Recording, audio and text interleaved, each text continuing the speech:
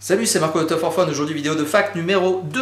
Une vidéo de fact numéro 2 qui, comme son nom l'indique, naturellement, suit la fact numéro 1 qui avait été publiée en début d'année 2014. Alors, une fact numéro 2 qui est publiée en mai 2014, début d'année 2014, ça fait déjà donc quelques mois qui n'ont pas été de tout repos malgré tout, puisque vous l'avez constaté, il y a eu tout un tas de nouveautés, tout un tas de changements au niveau de Top for Fun. Alors, on a refondu le site internet pour répondre à votre demande, pour donner un côté plus moderne au site, et surtout notamment d'ailleurs pour lui permettre d'être consultable sur un mobile de manière plus agréable. Donc ça, c'est une première chose qui a été faite au cours de ces différents mois. On a aussi renforcé l'équipe, aujourd'hui on est 4 membres, donc il y a eu du changement, il y a eu du renouvellement. Étienne qui nous avait déjà rejoint en 2013, donc est encore parmi nous en 2014. Raphaël nous a rejoint en 2014 et Alex nous a rejoint en 2014. Et ça n'est pas fini, je vous garantis, puisque tout au long de l'année 2014, vous allez voir de nouveaux membres nous rejoindre. On est très loin d'avoir fini justement d'intégrer de nouvelles personnes au sein de l'équipe de Top for Fun. Bon, là je suis déjà en train d'embrayer un petit peu sur les questions qui m'ont été posées, des questions notamment que vous avez été très nombreux à me poser, donc on a dépassé allègrement la centaine de questions, et aujourd'hui forcément il a fallu que je fasse un tri. Certaines questions sont recoupées, ça m'a permis notamment tout simplement de synthétiser tout ça, et d'arriver sur une trentaine, quarantaine de questions. Une liste de questions d'ailleurs que vous pouvez retrouver dans la description de cette vidéo publiée sur YouTube, mais aussi sur l'article qui est publié sur le site de Top for Fun. Donc tout simplement, si vous avez envie de savoir à quel type de questions je vais répondre, n'hésitez pas à vous référer à cette liste, et puis n'hésitez pas tout simplement à naviguer peut-être en accéléré dans la vidéo pour retrouver les questions qui vous intéressent le plus.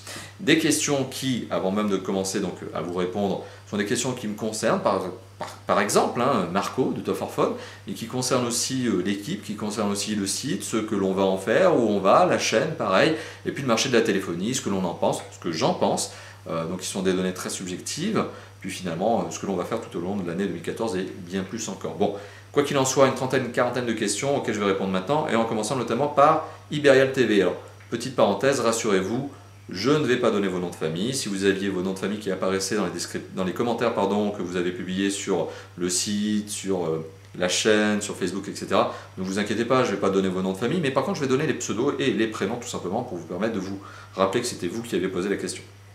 Alors, Iberial TV qui commence par une question qui est: qu'est-ce qui vous a donné envie de créer une chaîne YouTube? C'est très simple, en fait c'est très simple. Je vous propose de vous référer notamment à la fact numéro 1. Dans la fact numéro 1, je vous avais expliqué très rapidement ce qu'était Top for Fun. Alors, je le refais ici, Top for Fun à la base c'est une boutique en ligne. Une boutique en ligne qui a été créée en 2009, que l'on a reconvertie en site éditorial, 100% éditorial en 2011 me semble-t-il. 2011 à partir duquel, justement date à partir de laquelle on n'a fait que des tests et de la news. On a arrêté la vente en ligne. Alors, en 2009, on était une boutique en ligne, et forcément ce qui nous a donné envie de vous proposer des vidéos à cette époque, c'est tout simplement que l'on vendait des accessoires pour téléphone mobile, et on avait envie d'être précis, de vous montrer ce à quoi ressemblaient vraiment les accessoires. En fait, dès le départ, Top for Fun a toujours été une marque qui est très transparente. On ne cache rien, et on avait même pour vocation à l'époque de montrer des accessoires, des tests, et on vous disait ce que l'on en pensait, c'était bien, c'était pas bien, on vous donnait les bons points, les mauvais points, on était transparent, on n'avait rien à cacher. Donc c'était comme ça que la chaîne est née, c'était des tests d'accessoires que l'on vendait à l'époque. Au fur et à mesure, avant même d'arrêter la boutique, on a commencé à tester des mobiles eux-mêmes pour vous présenter la tendance du marché, ce qu'allaient être les nouveaux mobiles, ce qu'ils étaient en train de devenir justement, ce que l'on a fait en 2009, 2010. Et en 2011 notamment, lorsque l'on est passé en site éditorial, et bien finalement on a continué à faire des tests de mobiles, on a réduit les tests d'accessoires, forcément on n'en commercialisait plus, mais on continue, vous l'avez vu, on a gardé des liens avec un certain nombre de marques justement qui fabriquaient des accessoires à l'époque, et on continue justement à les tester. Et forcément aujourd'hui on est plus sur les mobiles que sur les accessoires, mais bon, comme je viens d'indiquer, on continue à faire des accessoires. Bon là j'ai fait une belle parenthèse. Alors, Monsieur Bugat qui me dit: quel est ton youtubeur préféré? Alors, j'ai pas de youtubeur préféré. Clairement, en fait je ne suis pas fan d'un youtubeur en particulier, par contre c'est vrai que je suis plusieurs chaînes de youtubeurs dans le monde, sur différentes particularités. Alors c'est vrai que j'ai plutôt tendance à suivre des chaînes de youtubeurs anglo-saxons, c'est vrai que c'est une particularité chez moi, c'est que je suis plutôt des vidéos en anglais qu'en français, mais il m'arrive quand même, je vous rassure, de suivre des chaînes, notamment de certains confrères que j'apprécie particulièrement, et de regarder les tests même de mes confrères. Et vous imaginez très bien de quels confrères, au pluriel, je parle. Mais quoi qu'il en soit, par exemple des chaînes que je vous recommande de voir si vous êtes aussi au même niveau de passion que moi, c'est notamment PewDiePie qui fait une chaîne sur les jeux vidéo, qui est d'ailleurs le premier youtubeur mondial en termes d'abonnés, c'est énorme, il a 26 millions d'abonnés je crois, donc PewDiePie, qui est un youtubeur spécialisé vidéo, jeux vidéo, gaming. Il y a aussi alors, une chaîne que j'apprécie beaucoup mais qui est dans l'automobile qui s'appelle Drive, D-R-I-V-E. Une très très bonne chaîne qui justement eh bien, propose de l'actualité, des tests de bagnole. Vous le savez, je suis fan de voitures, je viens de vous l'indiquer, etc. Donc il y a tout un tas de chaînes comme ça qui correspondent à différentes passions chez moi. Le jeu vidéo, la voiture, la moto, etc. Et donc je suis ces chaînes. Alors, je ne suis pas non plus fan, je ne suis pas un inconditionnel, je peux louper une ou deux vidéos sans être à mal, mais voilà, je vous ai donné notamment 2 exemples de chaînes vidéo que je suivais. Alors, Olivier qui me demande quel âge as-tu? Alors, je ne vais pas répondre précisément, je vais vous laisser vous-même vous faire votre propre idée là-dessus, mais soyez certain que j'ai plus d'une trentaine d'années. Ça, je crois que ça se voit. Donc j'ai plus d'une trentaine d'années. Oui, voilà. Désolé Olivier, je ne serai pas plus précis. Maintenant, à vous de mettre dans les commentaires tout simplement l'âge que vous pensez que j'ai. Anthony qui me dit quelle formation, école par exemple, as-tu fait pour travailler dans les télécoms? Oui, parce que dans la fac numéro 1, je vous avais dit que j'avais travaillé pendant 6 ou 7 ans, je crois, chez les opérateurs de téléphonie mobile notamment. Alors, j'ai suivi une formation j'ai suivi une école de commerce. J'ai fait une école de commerce et je suis arrivé dans les télécoms par le marketing en fait. J'ai fait du marketing et plus précisément du web marketing, donc de la vente en ligne et de la publicité sur internet. Ça, c'était mon boulot chez les différents opérateurs. Donc j'ai fait une école de commerce. Malgré tout, maintenant, pour rentrer dans les télécoms, vous n'êtes pas obligé de faire une école de commerce. Déjà et d'une, vous pouvez très bien avoir un BTS, c'est pas le problème. Il suffit d'avoir l'agnac, il suffit d'avoir l'énergie, il suffit d'avoir envie de travailler, c'est tout. Et puis, tout simplement, vous pouvez aussi faire des écoles d'ingénieurs. En fait, tous les chemins mènent à Rome, ce fameux proverbe, et on peut très bien rentrer dans les télécoms avec n'importe quelle formation. Hein. Un métier très très vaste. Les télécoms, c'est un secteur très vaste. Il suffit de savoir quel métier on a envie de faire. Ça, déjà, en général, ça définit un petit peu la formation qu'il faut suivre. Puis surtout ce qu'il faut faire dans n'importe quel métier quand on a envie de réussir, quand on a l'agnac. C'est ça, hein, c'est de travailler, c'est travailler. C'est juste ça. Donc, il n'y a pas de formation idéale. Moi, je vous ai juste donné la mienne, une école de commerce. Tessan qui me dit, resteras-tu réactif, aussi réactif avec ta communauté malgré le nombre grandissant d'abonnés? Ben oui, je pense que vous l'avez vu, on est passé notamment, alors au tout début en 2009, on était à 200 abonnés sur la chaîne YouTube, on est passé à plus de 10 000 je crois très rapidement dans l'année 2010, aujourd'hui on est à 37 000 ou 38 000, je ne sais plus exactement. On va continuer avec l'objectif bien sûr d'atteindre les 100 000. Et oui, je serai toujours aussi réactif, aussi participatif avec vous sur la chaîne. D'autant plus que si l'équipe de Tough for Fun se renforce, ça n'est pas pour rien, c'est pour me permettre de dégager plus de temps pour vous répondre, pour répondre à vos questions qui sont de plus en plus, vous l'avez vu, nombreuses. Voilà, donc oui, comptez sur moi pour être toujours aussi réactif, aussi participatif. Bon, il y a bien quelques questions de temps en temps que je laisse filtrer parce que je ne les vois pas, forcément vous l'aviez imaginé, hein. Je crois que c'est plus de 200 questions qui me sont posées tous les jours sur YouTube, rien que YouTube. Donc forcément, je peux pas tout faire, mais oui, comptez sur moi pour toujours tâcher d'être le plus réactif possible, et en tout cas le plus participatif possible sur les différents supports qui sont Facebook, Twitter, YouTube, etc. Donc ça, c'était Tessan qui posait cette question. Ambre qui me dit... Tough for Fun vous prend énormément de temps, est-ce que vous réussissez à avoir un job à côté? D'ailleurs ça rejoint d'autres questions. Oui, Tough for Fun nous prend énormément de temps, à titre particulier je crois que je suis à environ 4 heures de travail par jour sur Tough for Fun, que je fais en soirée tout simplement parce que oui j'ai un métier, et c'est d'ailleurs le cas de tous les membres de l'équipe de Tough for Fun. Tough for Fun est une passion, c'est d'ailleurs une question à laquelle je vais répondre d'ici quelques instants, et donc forcément nous avons tous un métier, nous sommes tous salariés de différentes entreprises respectives, on ne travaille pas dans la même boîte, et voilà, forcément Tough for Fun c'est une passion, et on prend sur notre temps personnel pour bien faire des vidéos, répondre à vos questions, etc. Voilà.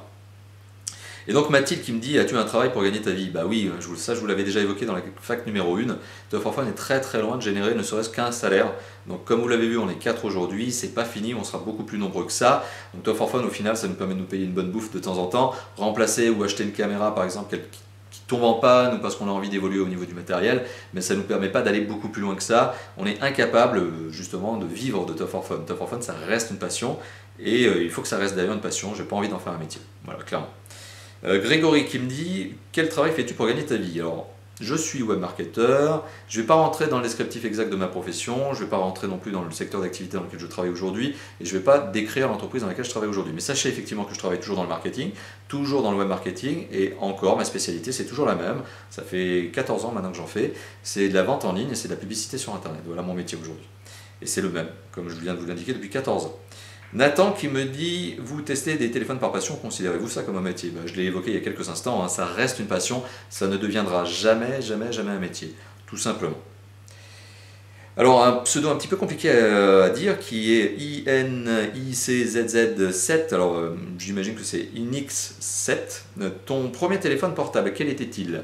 Alors là, c'est de l'histoire, c'est même de la préhistoire, c'était un Sagem B510. Sagem, alors déjà Sagem, ça parle peut-être pas à grand monde aujourd'hui. Et le modèle B510, c'était un téléphone, bon, c'est un téléphone qui était sorti en 99, hein. Donc on est sur un téléphone qui avait 10 touches, qui était gros comme une armoire. Voilà, donc je vous laisse juste regarder sur internet ce qu'est un Sagem B510. Vous allez voir qu'à l'époque la téléphonie mobile n'était pas si légère et elle n'était pas si mobile que ça. Voilà. Azertillet qui me demande à quand l'application Top for Phone sur Android. Eh bien, question à laquelle je vais répondre en indiquant probablement au niveau de 2014. Voilà, attendez encore, 2014 va être une année encore où il va y avoir plein d'évolutions, comme l'année 2013, comme l'année 2012. Et l'application pour Android, eh bien, j'ai bon espoir de la faire arriver en 2014. Benden qui me dit que penses-tu de Motorola, la marque Motorola, de son avenir et notamment de leur dernier Moto G. Alors, primo, la marque Motorola, maintenant, eh bien, c'est une question qui m'avait été posée avant l'annonce du rachat par Lenovo. Donc oui, Motorola, c'est une marque qui s'est fait racheter par le géant Lenovo. Géant Lenovo qui, je le rappelle, il y a quelques années, avait déjà racheté en matière d'informatique IBM. Donc Lenovo, c'est un énorme constructeur informatique, mais aujourd'hui mobile. Et on l'a vu, hein, Lenovo avait déjà sa propre gamme de smartphones. C'est un énorme constructeur de smartphones, de PC, etc. Donc c'est un gros groupe high-tech, un gros groupe industriel. Donc qu'est-ce que je pense de Motorola, qu'est-ce que je pense de son avenir? Tout simplement, ils ont été revendus par Google, qui a gardé sur les 12 000 brevets que contenait Motorola, la marque elle-même, qui en a gardé 10 000. Donc il y a 2000 brevets qui sont passés de Motorola, la marque elle-même, à Lenovo. Qu'est-ce que je pense? C'est un peu particulier parce que c'est un peu le pile ou face. Moi je pars sur la vision optimiste. Je pense que pour la marque Motorola, c'est une manière de résister, de subsister. Parce qu'on l'a vu, depuis que la marque avait été rachetée par Google, il n'y avait pas eu beaucoup de sorties de mobiles. Il y en avait eu deux, il y avait le Moto X et le Moto G. Et pourtant ce sont d'excellents mobiles. C'est ça qui est assez particulier. Donc Google a juste remis sur les rails la marque en sortant deux très bons mobiles. Lenovo, j'ai espoir justement, et c'est d'ailleurs ce que confirme la marque de manière très régulière au niveau de leur interview, au niveau des interviews des différents responsables de la marque. Lenovo confirme que la marque Motorola va rester une marque. Elle ne disparaîtra pas, en tout cas c'est ce que j'espère, comme IBM, qui a complètement disparu au niveau du matériel informatique, rappelez-vous. Donc ça c'est un peu dommage. J'espère que Motorola ne suivra pas ce chemin et je ne suis pas trop inquiet. J'espère que la marque va rester encore quelques années justement. Et c'est une marque d'ailleurs qui, dans la stratégie de Lenovo, va leur permettre de continuer à attaquer les marchés américains notamment et européens, sachant que Lenovo va probablement rester une marque qui va rester sur le marché asiatique.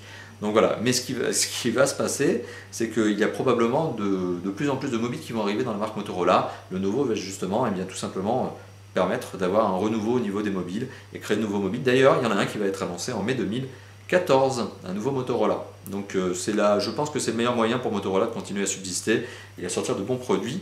Et qu'est-ce que je pense du Moto G? Le dernier Moto G justement, qui ne sera pas le dernier puisque d'ici quelques jours il y en a un nouveau qui va être annoncé, et bien c'est un très bon mobile. C'est un excellent mobile pas cher. Et d'ailleurs pour tout vous dire, Raphaël dans l'équipe est fan du Motorola Moto G. C'est pas pour rien, c'est un mobile qui est pas cher, c'est un mobile qui est bien construit, c'est un mobile qui a de bonnes performances, de bonnes spécifications, un bel écran. Tout est au top sur ce mobile pour un prix qui est vraiment réduit, 150 € pour la version 8 Go. Donc qu'est-ce que j'en pense? J'en pense que du bon. Donc si aujourd'hui vous avez un budget limité mais que vous voulez malgré tout du très bon mobile, il y a le Moto G. Jean-Étienne qui me dit: que penses-tu d'Apple après l'obtention de mon propre iPhone 4? Voilà, qu'est-ce que j'en pense après de l'obtention de mon propre iPhone 4? Et que penses-tu de l'innovation chez Apple? Alors qu'est-ce que je pense d'Apple depuis l'iPhone 4? Pas beaucoup de bien. Parce que vous l'avez vu dans la vidéo numéro 1, je l'avais déjà notamment indiqué, je suis très déçu par la mentalité d'Apple. Très déçu par la mentalité d'Apple au niveau des bugs, au niveau de la transparence. Déjà ça c'est un premier point, donc j'ai été très déçu par le comportement qu'a eu la marque, notamment au niveau de l'antenna gate sur l'iPhone 4, et depuis, vous l'avez bien remarqué, je n'ai jamais, on n'a pas testé d'Apple, de produits Apple, si ce n'est l'iPhone 5S, parce que vous aviez été très nombreux à nous le demander, et on ne l'a même pas acheté, c'est une connaissance d'Étienne qui lui a filé, et qui lui a permis de tester justement cet iPhone. Mais au niveau de l'équipe de Top for Phone aujourd'hui, on n'est pas anti-Apple, au contraire, loin de là. Mais moi personnellement, j'ai un avis très tranché, je n'achèterai plus de produits Apple, ou en tout cas pas avant encore une belle décennie. Je pense donc avant de me voir retrouver un iPhone dans les mains, va falloir attendre du temps parce que j'ai pas aimé le comportement de la marque. Et maintenant c'est vrai, j'ai un peu la marque dans le nez, donc je les apprécie pas des masses. Voilà, donc j'espère qu'ils changeront d'optique. Et je dis j'espère, mais je pense qu'ils seront obligés de changer d'optique. Pourquoi? Parce que penses-tu de l'innovation chez Apple? Ça c'est la deuxième question. Mais je pense que comme tout leader du marché, je le rappelle, hein, Apple n'est pas le constructeur numéro 1 aujourd'hui dans le monde, au contraire, c'est effectivement un très beau constructeur au niveau des smartphones, mais ils ont été fortement menacés, plus que menacés parce qu'ils se sont fait piquer des parts de marché, mais colossales par Samsung notamment, qui là pour le coup est devenu le leader mondial. Maintenant Apple c'est un numéro 2 au niveau des smartphones. Eh bien je pense que si ça continue comme ça, si Apple continue à avoir ne serait-ce que de petites évolutions à chaque fois au niveau de leur mobile et pas véritablement de révolution, s'ils continuent, et j'espère que pour l'iPhone 6 ça sera autre chose, mais s'ils continuent à garder des dimensions d'écran toujours aussi petites par rapport à un marché qui tend vers le phablet, je pense qu'Apple à terme va avoir quelques problématiques. Et voilà, donc on verra ce que ça donne. Souvenons-nous d'ailleurs aussi d'Apple dans les années 90, début des années 2000. Apple était une marque qui faisait donc du Mac, de l'ordinateur, et qui avait d'ailleurs à une époque viré Steve Jobs pour lui demander de revenir plus tard. Pourquoi? Parce qu'entre-temps, ils avaient perdu leur capacité d'innovation, ils avaient même commencé à faire de la dette. Là aujourd'hui, c'est une marque qui a beaucoup de trésorerie, c'est une marque qui marche très très bien, qui a beaucoup de cash et qui est valorisée à plusieurs dizaines de milliards de dollars en termes de capital. Mais c'est une marque qui, si elle continue à manquer d'innovation comme ça, si elle continue à ne pas apporter de vraies solutions, des gammes complètes aujourd'hui au niveau des mobiles, je pense que c'est une marque qui risque d'avoir des gros problèmes plus tard parce qu'elle est aujourd'hui tout simplement sous un giron d'actionnaires qui demandent de la rentabilité plutôt que de l'innovation. Donc ils ont une vision très court-termiste.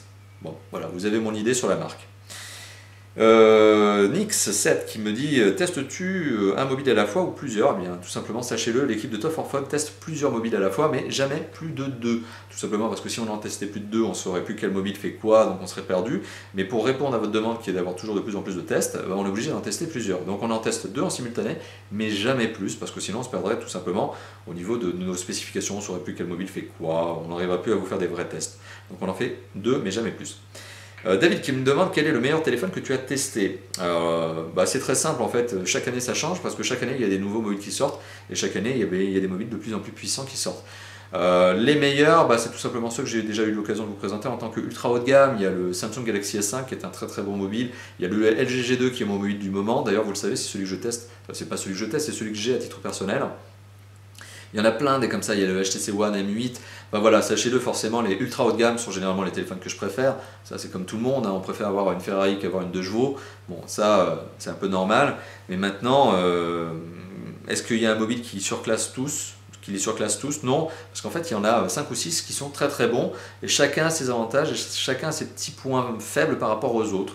Donc mon préféré, je ne sais pas si on peut dire que j'ai un préféré, en tout cas j'ai le G2 dans ma main, ça veut bien vous donner une idée, ça vous donne une idée de celui que je préfère aujourd'hui, mais c'est pas le meilleur dans l'absolu. Il y en a 5 ou 6 qui sont exceptionnellement bons, mais voilà. Anthony qui me demande, envisagez-vous de tester des téléphones Oppo? Oui, et d'ailleurs on a commencé, vous l'avez vu, à tester des téléphones 100% chinois.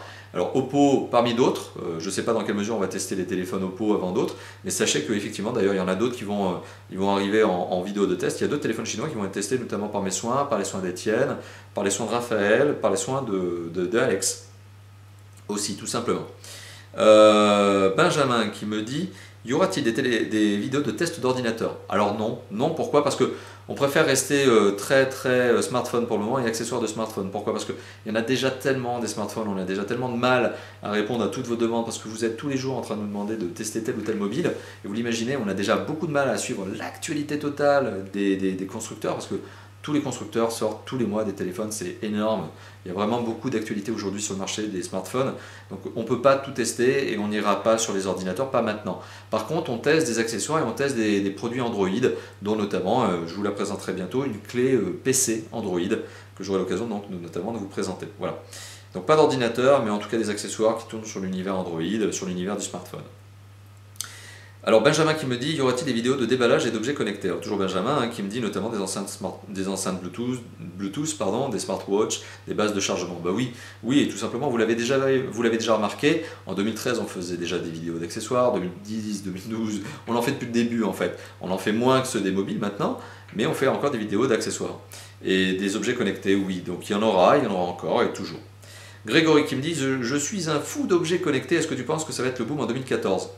Grégory, je suis très content pour toi que tu sois un fan d'objets connectés et d'ailleurs tu dois faire partie des quelques faibles pourcentages de consommateurs qui sont sensibles à ça parce que maintenant pour répondre à ta question, est-ce que ça va être le boom en 2014? Je doute, réellement je doute. Je pense que le marché a encore besoin d'être éduquer, alors c'est un terme qui a l'air barbare comme ça, mais c'est un terme marketing.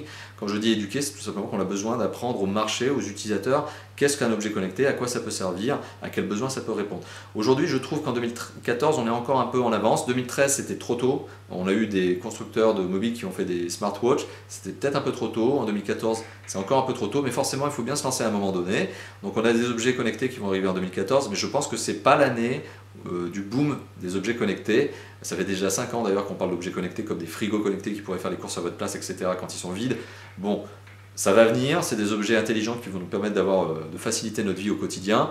On n'y est pas encore, pour le moment on reste sur des smartphones, ça c'est effectivement l'objet connecté, mais des montres, des appareils domotiques connectés en 2014, je pense que c'est un peu trop tôt encore pour l'intégralité du marché.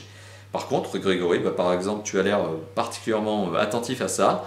Je pense que oui, tu vas en voir de plus en plus des objets connectés, mais ce n'est pas encore cette année que tout le monde va s'y mettre. David qui me dit comment faites-vous pour être toujours en avance par rapport à d'autres testeurs, par rapport à d'autres, et là il me cite d'ailleurs des testeurs que je ne vais pas vous citer là parce que ça ne vaut pas la peine, mais oui effectivement on est en avance sur certaines marques par rapport à certains confrères. Pourquoi? Parce que eh bien, on rush pour s'approvisionner les téléphones, et c'est la particularité qui nous différencie avec d'autres, c'est que eh bien, on est toujours en speed pour avoir certaines marques de mobiles pour vous les présenter. Donc c'est ce qui fait que sur certaines marques on est plutôt en avance, d'autres parfois on est en retard. On ne peut pas être en avance sur toutes les marques, hein, comme je vous l'ai dit, elles sont très très nombreuses. Mais voilà, on rush, c'est un peu ce qui est chez nous notre marque de fabrique. On rush pour obtenir les téléphones, on rush pas pour les tester par contre, parce que sinon ça ferait des tests de très mauvaise qualité. On ne peut pas tester un mobile en une journée, c'est pas vrai, ça se fait pas, il y en a qui le font, il y a des confrères qui le font, ça n'est pas réaliste. Donc on prend un peu de temps, mais oui, on rush pour les obtenir. Après, on prend le temps de les tester et on rush après pour publier les vidéos. C'est comme ça qu'on fait pour être en avance par rapport à d'autres. Corentin qui me dit quel smartphone est le plus résistant au niveau de l'écran.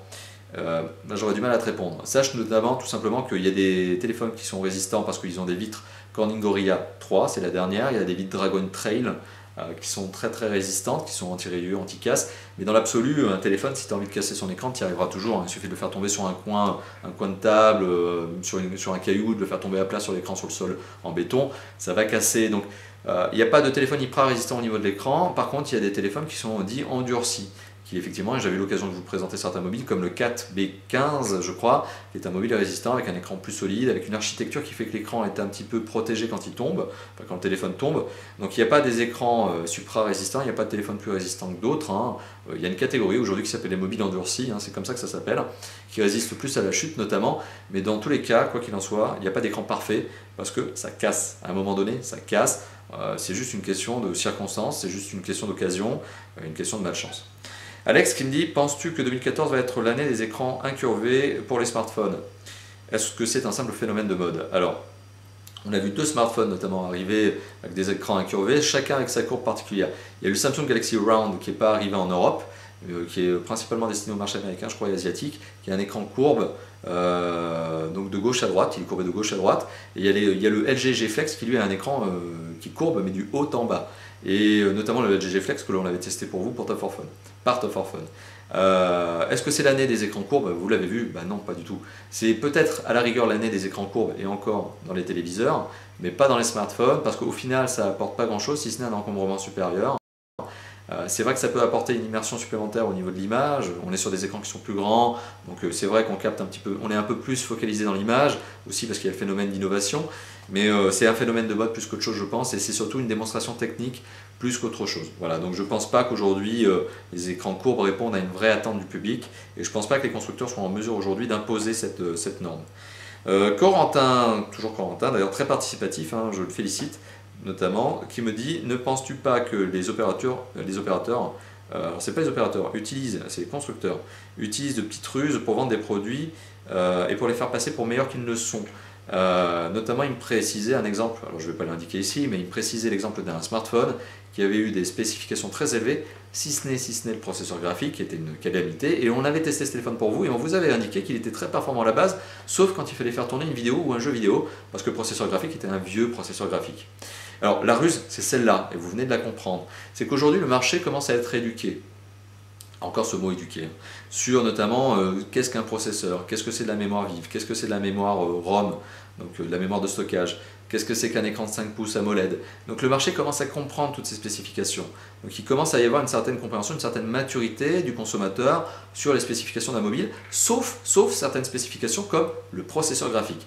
Il y a encore énormément de personnes, c'est le marché, c'est comme ça, hein, qui ne savent pas ce que c'est qu'un processeur graphique dans un mobile, qui ne savent pas encore à quoi ça sert, et qui, bien parce que les constructeurs ne le disent pas aussi, peuvent se laisser truander entre guillemets par un gros processeur tout court, 4 cœurs, 2,5 GHz et tout, et qui au final ne savent pas que le processeur graphique derrière est une véritable daube, et que le téléphone va être très mauvais sur les jeux et les vidéos.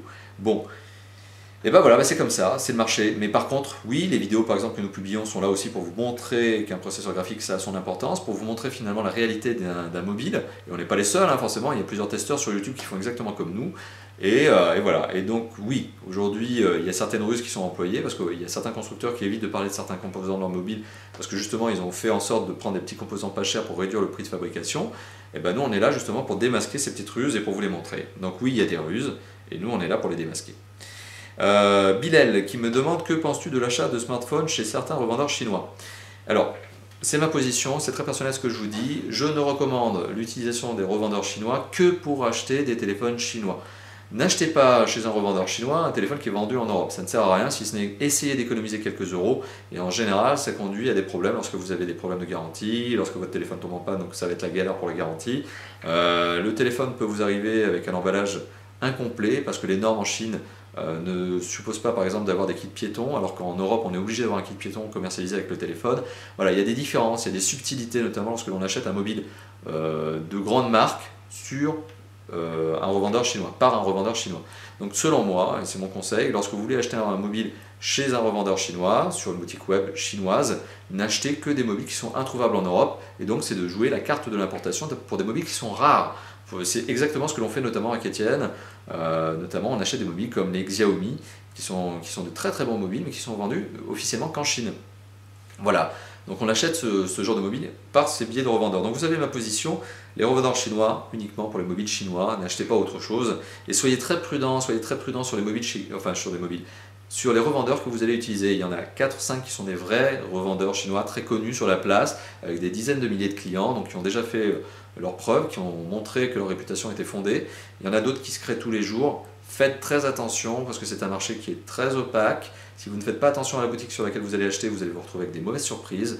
La pire des surprises, c'est que le mobile ne vous arrive jamais. Ça arrive, donc faites très attention.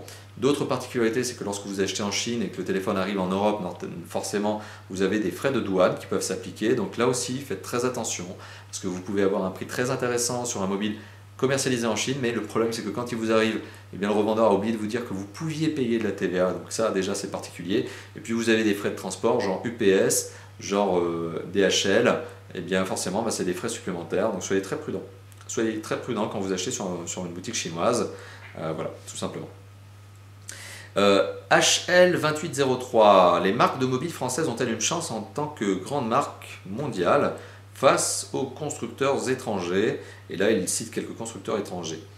Est-ce que donc les marques françaises ont une chance contre les grandes marques, déjà, et les grandes marques chinoises, deuxièmement? Enfin, les grandes marques étrangères, et là, je vais citer les marques chinoises. Alors, est-ce que les marques françaises ont une chance? Déjà, il n'y en a pas. Il n'y a pas vraiment de marque française. Il y a aujourd'hui, à mon sens, une seule marque qui montre qu'elle est française parce qu'elle fait de la recherche et développement en France. Et je vais la citer, Arcos. Il y a d'autres marques qui se revendiquent comme françaises, mais ça n'est pas vrai, ça n'est pas le cas. Ce sont de simples importateurs, même s'ils font du très très bon travail de personnalisation des mobiles, ils ne font pas d'ingénierie, donc ça ne sont pas pour moi des vrais constructeurs, ce sont des importateurs. Donc soyez très prudents sur l'appellation justement importateur, la différenciation d'importateur-constructeur. Rares, et d'ailleurs je n'en ai cité qu'une, c'est bien pour cause, rares sont les marques qui peuvent se vanter d'être des vrais constructeurs, ou en tout cas des vrais ingénieurs, des vrais concepteurs de mobiles, et qui sont français. Aujourd'hui on le sait, de toute façon toute la production mondiale de mobiles, mis à part de très rares exemples chez Motorola notamment qui sont fabriqués aux États-Unis, tous les mobiles aujourd'hui, à de très rares exceptions, sont fabriqués en Chine. Et alors maintenant, qu'est-ce que je pense de la menace étrangère, notamment sur ces marques françaises? Comme je vous l'ai dit déjà, il n'y a pas vraiment de marque française, c'est dommage. Il n'y a pas vraiment de marque européenne, c'est dommage. J'espère qu'on aura le plaisir d'en revoir prochainement, c'est assez particulier. J'espère que d'autres marques renaîtront de leur cendre, j'espère que d'autres marques se créeront en Europe. J'ai vraiment de bons espoirs là-dessus, j'espère. Voilà, et tout ça pour vous dire donc qu'est-ce que je pense de ces grandes marques internationales et notamment des marques chinoises. Alors les grandes marques internationales, on peut les citer, elles sont conceptrices, elles ne sont pas fabricantes parce qu'elles fabriquent en Chine. Il y a Samsung, il y a Nokia maintenant qui devient une marque américaine, il y a Sony qui est une marque japonaise mais qui construit malgré tout une partie de sa production en Chine, il y a Acer qui est taïwanais mais qui construit encore en Chine une partie de sa production, etc., etc., etc. Toutes ces marques sont des grandes marques, oui, elles ont encore du poids, elles vont encore jouer pendant de très longues années, mais je vous le dis, aussi très attentif aux marques mobiles chinoises. J'ai cité tout à l'heure le Lenovo, c'est pas pour rien, parce que le Lenovo va être un énorme mastodonte en smartphone, je le prédis, je le pressens. Il y en a d'autres, il y a d'autres marques, il y a Oppo notamment qui commence à devenir un vrai acteur significatif, Xiaomi, il y a tout un tas de marques extrêmement puissantes en Chine et qui vont arriver. Et dites-vous que dans les années à venir, je pense que le marché du smartphone va se concentrer aussi au niveau de la Chine.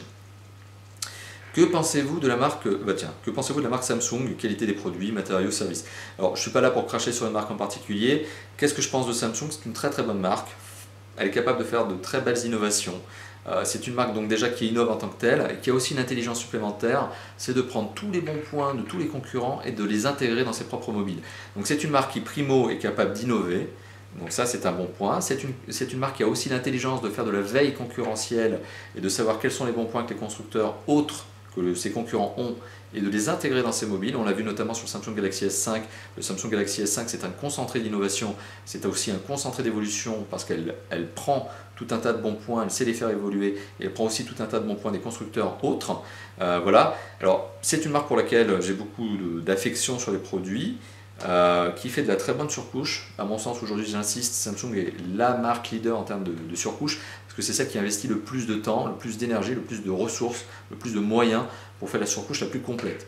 C'est aussi son défaut, c'est que la surcouche est extrêmement gourmande, trop complète.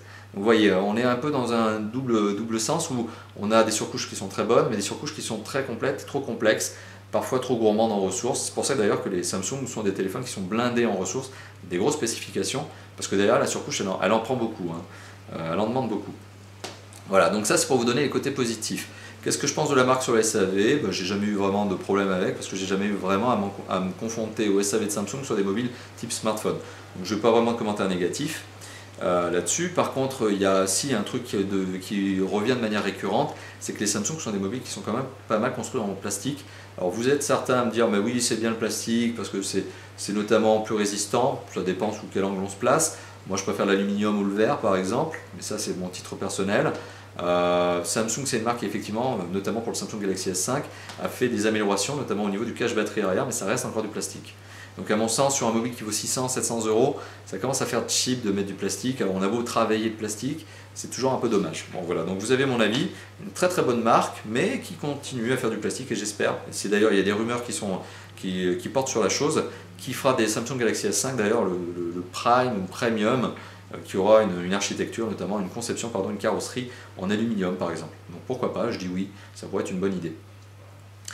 Tom qui me dit, est-ce que tu routes les téléphones? Alors ça c'est une question très simple pour moi. Non, je ne route jamais mes téléphones. Je les laisse toujours en configuration d'origine, toujours en configuration usine, justement parce que je veux avoir l'expérience la plus neutre, celle qui correspond au plus grand public. Voilà. Donc je m'impose volontairement de ne pas router mes téléphones parce que ça n'est pas quelque chose qui pourrait convenir justement à ma propre appréciation. Pour vous retranscrire après plus tard dans les tests les vraies choses qui pourraient se passer dans un smartphone. Voilà. Je ne sais pas si j'ai été très clair, mais j'évite de biaiser ma propre manière de visualiser, d'envisager, d'utiliser un smartphone. Loire Inside qui me demande pourquoi certains constructeurs brident leur téléphone afin de ne pas permettre de déplacer les applications d'un micro SD. Alors c'est pas vraiment ça, c'est qu'en fait Android à la base, depuis notamment la version 4.1 me semble-t-il, impose dans ces téléphones une limitation au niveau du déplacement des applications dans les micro SD. Alors il y a des constructeurs qui respectent la règle et qui ne font pas d'évolution là-dessus, et il y a des constructeurs qui s'en moquent un peu et qui apportent des petites modifications qui font en sorte que quand on installe une application, elle va non pas s'installer dans la mémoire du téléphone, mais dans la micro SD s'il y en a une. Voilà, alors c'est une ruse, hein. C'est une ruse maligne des constructeurs pour bypasser ce problème, mais ce n'est pas une technique négative de la part des constructeurs qui ne le font pas, c'est simplement qu'ils laissent le téléphone le plus neutre, le plus nature possible au niveau de cet aspect-là. Alex qui me dit, n'est-il pas frustrant pour un testeur de smartphone de devoir rendre le smartphone quand il a fini, surtout quand c'est un bon smartphone notamment, ça c'est moi qui le rajoute. Oui, clairement. Il y a des smartphones qui nous arrivent qui sont des très très haut de gamme, Samsung Galaxy S5, HTC One M8, qui lorsqu'ils nous arrivent, bah forcément on est un peu déçu de devoir le rendre, ça nous embête un peu. Mais bon, d'un autre côté, on est obligé de le rendre. Et ça, c'est pourquoi je vous dis ça. Je vais vous répondre à cette question. Les téléphones, je vous le rappelle encore une fois de plus, ne nous sont pas donnés. Ils sont prêtés. Au mieux, on les achète. Et donc forcément, on les achète parce que ça devient nos téléphones personnels. Mais on est obligé de les rendre. Donc oui, c'est frustrant parce que des fois, on a des téléphones qui sont vraiment des pures bêtes, super sympas. Et quand on les rend, bah, on est obligé de retourner sur notre smartphone. Donc c'est pour ça d'ailleurs qu'on tend vers Étienne, Raphaël, moi, Alex, on tend à acheter des téléphones haut de gamme parce qu'on teste tellement de haut de gamme que finalement quand on a nous-mêmes nos mobiles, on ne peut pas rester sur de l'entrée ou du moyen de gamme parce que finalement on est dans une utilisation qui est un peu biaisée. Bon voilà. Donc oui, c'est frustrant pour répondre à cette question. Freddy qui me demande comment faites-vous pour avoir vos téléphones. Et bien là Freddy, je te dis tout simplement de te référer à la fac numéro 1. J'avais répondu à cette question dans les questions bonus, qui étaient les questions à la fin de la vidéo. Donc comment on fait pour avoir les téléphones? Eh bien je viens d'y répondre en partie, on les achète, une autre partie sont prêtées. Maintenant je te laisse regarder la fac numéro 1 pour avoir la réponse à ta question. Alan qui me dit, est-ce qu'il faut être journaliste et payer une caution pour le prêt des téléphones? Est-ce qu'il faut être un journaliste? Non, clairement pas, parce que nous-mêmes chez Top 4 Phone on n'est pas journaliste, on est, à mon titre particulier d'ailleurs, éditeur de site internet, c'est notre statut, c'est notre rang pour Top 4 Phone.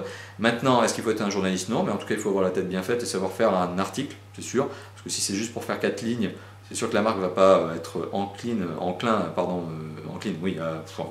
à payer non, mais à prêter des téléphones. Donc oui, il faut avoir un minimum de sens rédactionnel, ça c'est la particularité. Est-ce qu'il faut payer une caution? Pas nécessairement, donc non, on ne paye pas de caution aux marques pour nous prêter les téléphones.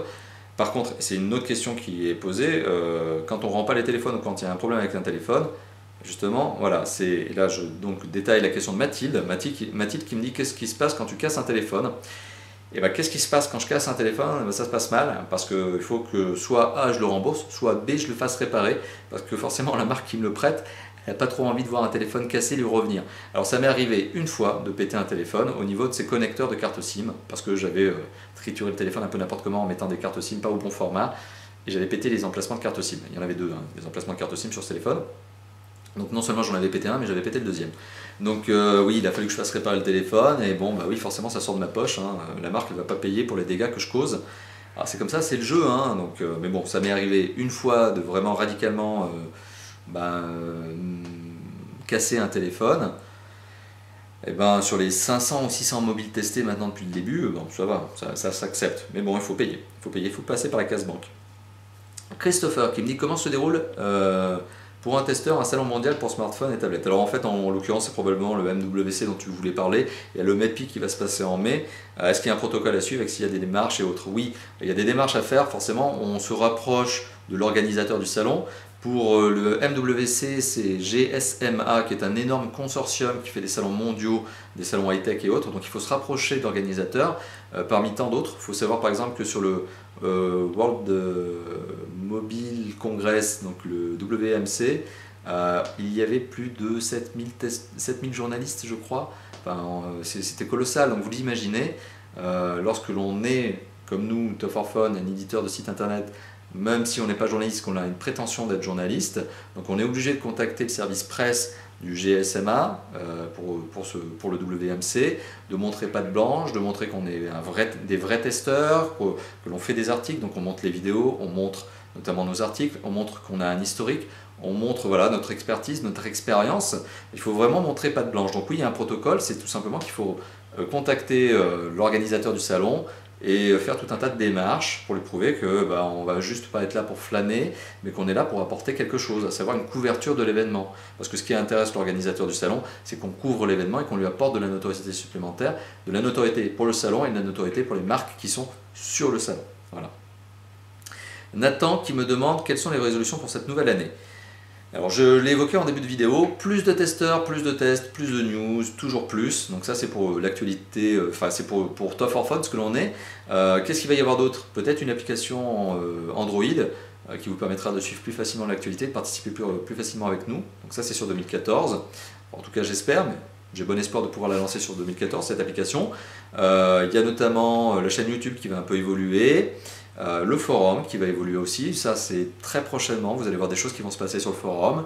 D'ailleurs n'hésitez pas à participer aujourd'hui dans les commentaires, à me dire ce que vous voulez voir apparaître sur le forum. Je parle du forum, je ne parle pas du site. Hein. Le forum c'est top4fun/forum. Donc n'hésitez pas à me dire ce que vous voulez voir apparaître sur le forum. Mais oui, il va y avoir des évolutions, il va y avoir plein de choses.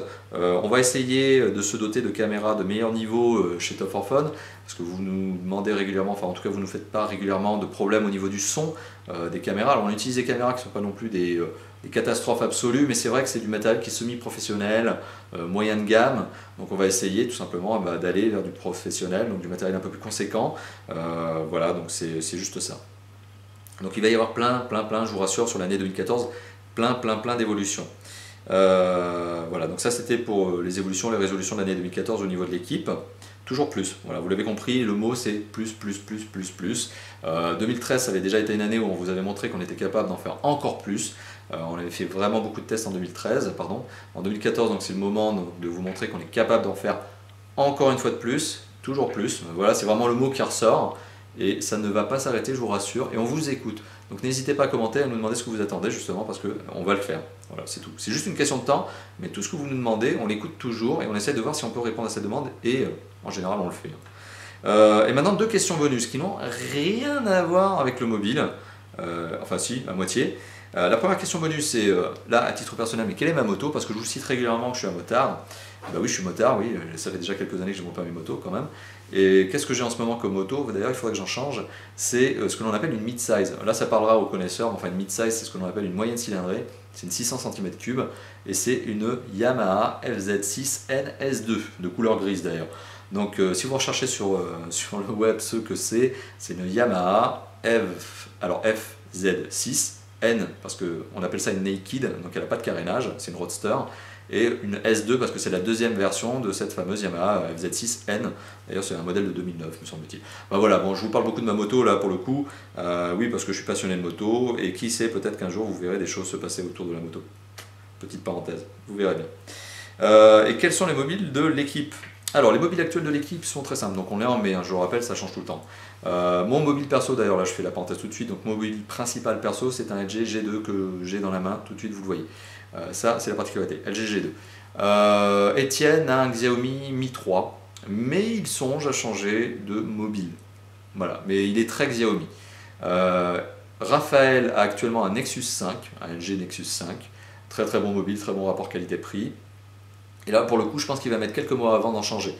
Peut-être pour le Nexus 6, si jamais il y a un Nexus 6 ou un Nexus 5 S ou un Nexus 5 2014-2015 qui sort, enfin bon, peut-être la nouvelle évolution du Nexus 5, mais quoi qu'il en soit, il est bien cramponné à son Nexus 5. Et Alex, alors qu'est-ce qu'il a comme mobile? Il en a plein. Alex en change, mais tout le temps. Donc il achète, il revend son mobile, il collectionne en plus un peu les mobiles. Donc Alex a beaucoup de mobiles, et donc il n'est jamais sur un mobile précis. Il en a beaucoup, enfin il change, voilà, il fait de la rotation, donc il n'a jamais le même. Voilà, donc ça c'est pour les 4 membres de l'équipe aujourd'hui.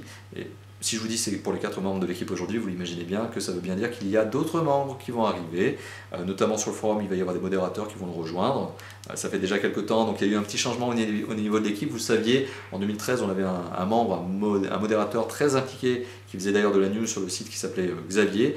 Donc Xavier nous a laissé parce qu'il avait des sujets sur lesquels il devait se pencher, il avait de l'actualité personnelle, professionnelle, donc il a dû nous laisser, il n'avait pas trop de temps, il n'avait plus de temps, mais pour remplacer Xavier, eh bien, on a décidé tout simplement de prendre 2 modérateurs sur le forum pour eh bien, vous aider, vous répondre, etc. Donc ça c'est particulièrement l'équipe qui va s'enrichir, mais rassurez-vous, je vous le dis honnêtement, l'année 2014 va être pleine d'actualités, pleine de belles choses, et on ne va pas s'arrêter, et voilà. Donc j'espère avoir répondu à toutes vos questions.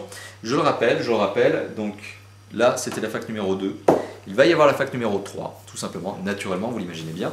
Ce que je vous engage à faire, c'est tout simplement, sur le site de Top4Fun, il y a un sujet que je vais créer, il y aura un sujet, bon là il est déjà préparé, mais je vais le publier, qui est un sujet fac numéro 3, vos questions. Alors fac numéro 3, vos questions, c'est quoi? C'est tout simplement, vous posez toutes vos questions dans les commentaires de cet article, de cette page publiée sur le site de top-fort-fun.fr. Je mettrai l'URL dans la vidéo, donc vous n'avez qu'à cliquer et à vous rendre sur le site. Lâchez-vous, posez vos questions sur le site, parce que ça me permet d'avoir plus facilement accès à toutes ces questions, parce que si vous nous les posez sur YouTube, sur Twitter, sur Facebook, sur le forum, etc., on s'y perd, parce que là je l'ai remarqué pour la fac numéro 2, mais C'était plus d'une centaine de questions, donc ça commence à faire beaucoup. Donc je compte sur vous pour répondre, pour réagir à cette vidéo, donc n'hésitez pas à la commenter. Je compte sur vous pour poser vos futures questions sur la fac numéro 3, pour la fac numéro 3, donc sur l'URL que vous verrez affiché dans la vidéo. Et puis plus largement, je compte sur vous pour partager la vidéo, je compte sur vous pour réagir toujours de belle manière comme vous le faites, pour nous apporter vos idées aussi au niveau de l'évolution de Tough for Fun. Donc voilà, le maître mot c'est commenter, réagissez, lâchez-vous, faites-vous plaisir, mettez des pouces verts, c'est toujours mieux que les pouces rouges, partagez les vidéos, parlez de nous si vous voulez, voilà.